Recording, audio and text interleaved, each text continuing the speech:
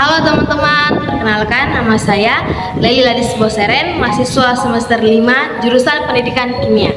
Di sini saya akan menjelaskan video tentang hakikat belajar, hakikat pembelajaran dan juga motivasi belajar. Teman-teman, selamat menyaksikan video berikut ini.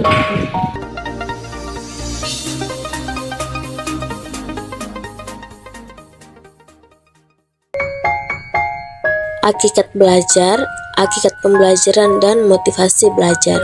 Topik yang dibahas yang pertama, hakikat belajar, hakikat pembelajaran, dan motivasi belajar.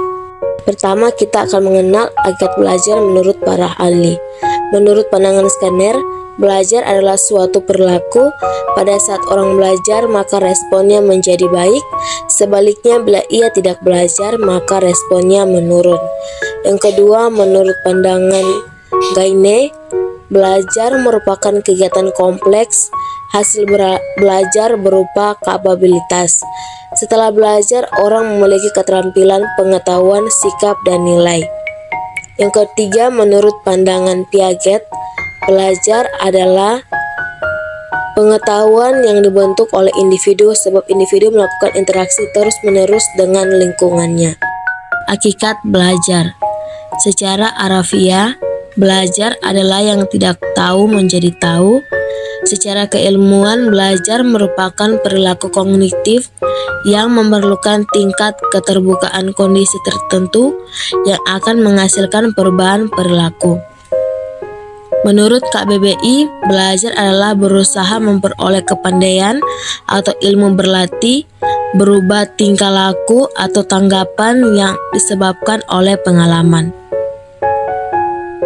Belajar adalah suatu proses yang berlangsung dalam diri seseorang yang mengubah tingkah lakunya baik dalam berpikir, bersikap, dan berbuat. Pengertian lain hakikat belajar. Belajar adalah sebuah proses yang dilakukan oleh individu untuk memperoleh sebuah perubahan tingkah laku yang menetap, baik yang dapat diamati maupun tidak dapat diamati secara langsung, sebagai hasil latihan atau pengalaman. Selanjutnya, ada ciri-ciri belajar. Yang pertama, belajar ditandai dengan perubahan tingkah laku. Yang kedua, perubahan perilaku relatif permanen. Ini berarti bahwa perubahan tingkah laku yang terjadi karena belajar untuk waktu tertentu akan tetap. Yang ketiga, perubahan tingkah laku tidak harus segera dapat diamati pada saat proses belajar sedang berlangsung. Perubahan perilaku tersebut bersifat potensial. Yang keempat, perubahan tingkah laku merupakan hasil latihan atau pengalaman. Maka dapat saya simpulkan, hakikat belajar merupakan proses penting bagi perubahan perilaku setiap orang, dan belajar mencangkup segala sesuatu yang dipikirkan dan dikerjakan oleh seseorang. Kita masuk pada topik yang kedua, yaitu hakikat pembelajaran. Pembelajaran dapat dimaknai sebagai suatu kegiatan yang dilakukan oleh guru sedemikian rupa sehingga tingkah laku peserta didik berubah ke arah yang lebih baik. Pembelajaran adalah sarana dan cara bagaimana suatu generasi belajar, atau dengan kata lain, bagaimana sarana belajar itu secara efektif digunakan. Menurut Duff dan Royler, pembelajaran adalah suatu usaha yang sengaja melibatkan dan menggunakan pengetahuan profesional yang dimiliki guru untuk mencapai tujuan kurikulum. Menurut Gaine dan Briggs, mengartikan pembelajaran adalah suatu sistem yang bertujuan membantu proses belajar siswa yang berisi serangkaian peristiwa yang dirancangkan. Pengertian lain hakikat pembelajaran. Dalam Undang-Undang Nomor 23 Tahun 2003 tentang Sisdiknas, pembelajaran adalah proses interaksi peserta didik dengan pendidik dan sumber belajar pada suatu lingkungan belajar. Pembelajaran membutuhkan hubungan dialogis yang sungguh-sungguh antara guru dan peserta didik, di mana penekanannya adalah pada proses pembelajaran oleh peserta didik dan bukan pengajaran oleh guru. Pembelajaran pada hakikatnya adalah proses interaksi antara peserta didik dengan lingkungannya, sehingga terjadi perubahan perilaku ke arah yang lebih baik. Pembelajaran juga dapat diartikan sebagai usaha sadar pendidik untuk membantu peserta didik agar mereka dapat belajar sesuai dengan kebutuhan dan minatnya. Baik, kita masuk pada topik yang ketiga, yaitu motivasi belajar. Siswa belajar karena didorong oleh kekuatan mentalnya.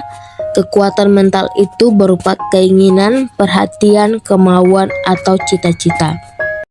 Ahli psikologi pendidikan menyebutkan kekuatan mental yang mendorong terjadinya belajar disebut motivasi belajar. Sehingga motivasi dipandang sebagai dorongan mental yang menggerakkan dan mengarahkan perilaku manusia, termasuk perilaku belajar. Kita akan melihat bersama tentang pentingnya motivasi belajar bagi siswa, di mana yang pertama, menyadarkan kekuatan pada awal belajar, proses dan hasil akhirnya. Contohnya, seorang siswa dan teman sekelasnya membaca buku bacaan pada bab yang sama. Saat ia kurang berhasil menangkap isi, maka ia terdorong untuk membaca ulang bacaan tersebut. Yang kedua, menginformasikan tentang kekuatan usaha belajar yang dibandingkan dengan teman sebaya. Sebagai ilustrasi, jika terbukti usaha belajar seorang siswa belum memadai, maka ia akan berusaha setekun temannya yang belajar dan berhasil.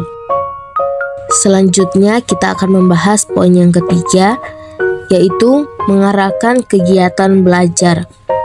Sebagai ilustrasi, setelah peserta didik mengetahui bahwa dirinya belum belajar secara serius atau maksimal, terbukti banyak bersenda gurau misalnya, maka ia akan mengubah perilaku belajar menjadi lebih baik. Yang keempat, membesarkan semangat belajar. Sebagai contoh ilustrasi, jika peserta didik telah menghabiskan dana belajar dan masih ada adiknya yang dibiayai orang tua, maka peserta didik tersebut akan berusaha agar cepat lulus atau tamat dari sekolah tersebut. Pentingnya motivasi belajar tidak hanya untuk peserta didik, tetapi juga bagi seorang guru, di mana seorang guru akan membangkitkan, meningkatkan, dan memelihara semangat siswa untuk belajar sampai berhasil. Seorang guru akan membangkitkan bila siswa tak bersemangat dan juga meningkatkan bila semangat belajarnya timbul tenggelam. Seorang guru akan memelihara bila semangatnya telah kuat untuk mencapai tujuan belajar. Motivasi yang berikut, mengetahui dan memahami motivasi belajar siswa di kelas bermacam ragam. Ada yang acuh tak acuh, ada yang tak memusatkan perhatian, ada yang bermain, di samping yang bersemangat untuk belajar. Di antara yang bersemangat belajar, ada yang tidak berhasil dan berhasil. Dengan bermacam ragamnya motivasi belajar tersebut, maka guru dapat menggunakan bermacam-macam strategi mengajar belajar.